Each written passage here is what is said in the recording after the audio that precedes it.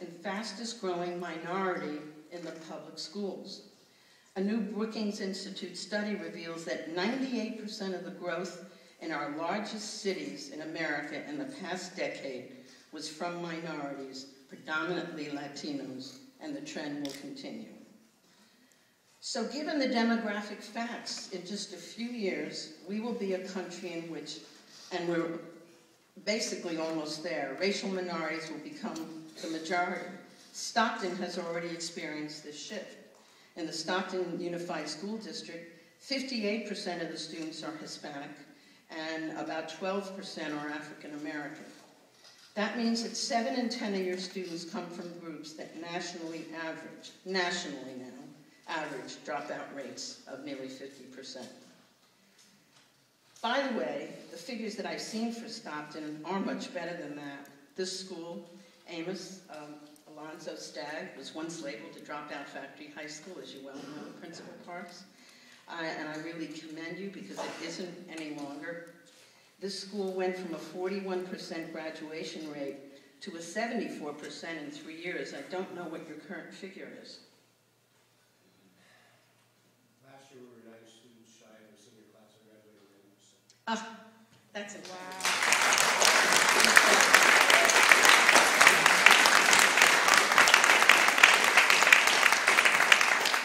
Some heavy lifting there, I know.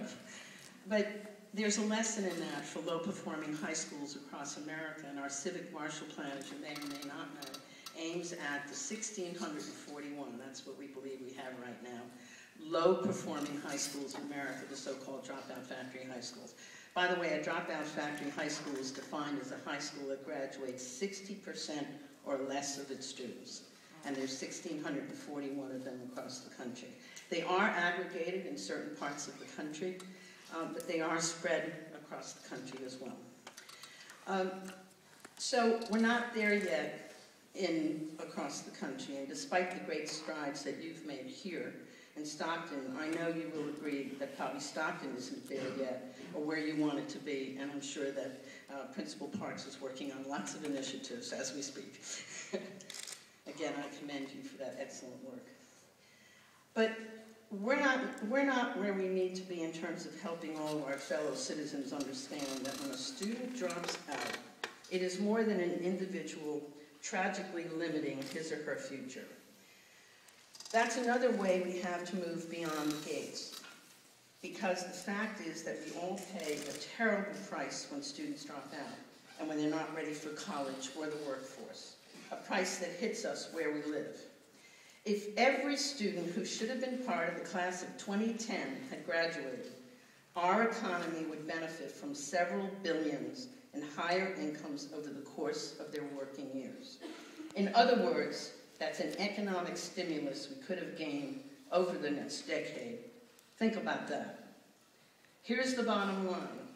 If you're in business, as I'm sure some of the members of the audience are, more graduates mean more people with more money to spend on the products or services you sell.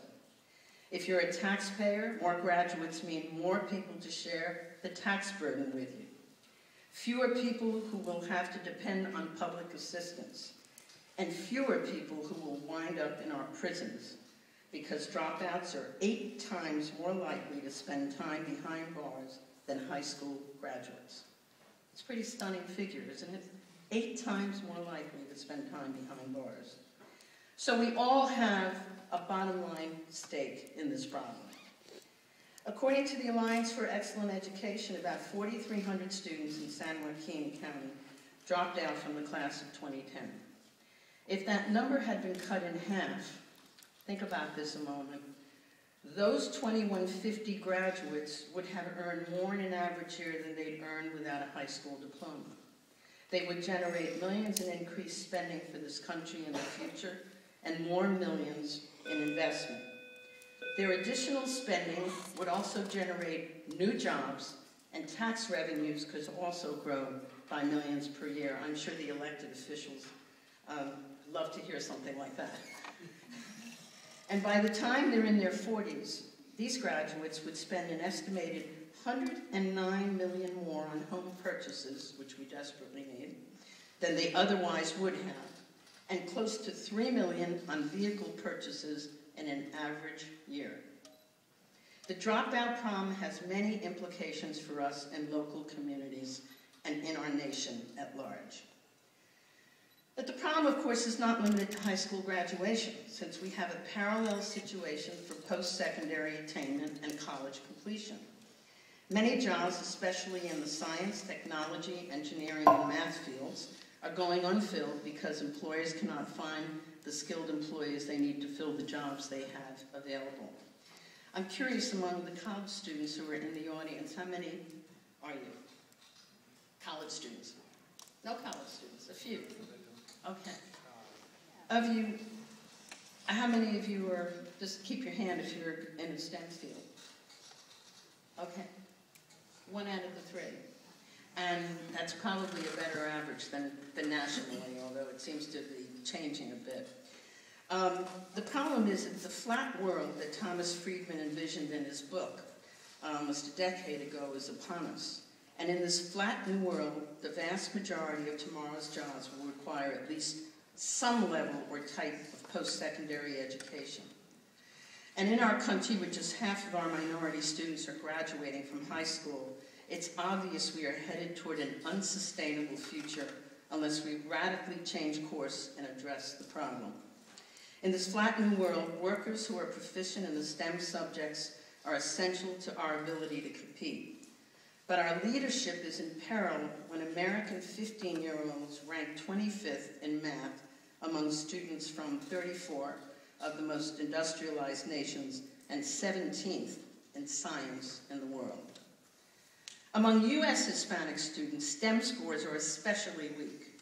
According to the U.S. Department of Education, only 20% actually of majority white 12th graders are proficient in science, 27%. That's unacceptable. But among Hispanic 12th graders, the figure is only 8%. That's a catastrophe if you consider the demographics of growing Latino populations in all of our schools across the country. So closing these gaps between minority and majority students, between American students in the world, and between where we are now and where we must be, is a matter of closing the opportunity gap. So how do we do that? It starts with transforming the schools, your local schools, into places of academic excellence and opportunity for young people that I know all of you are busy doing.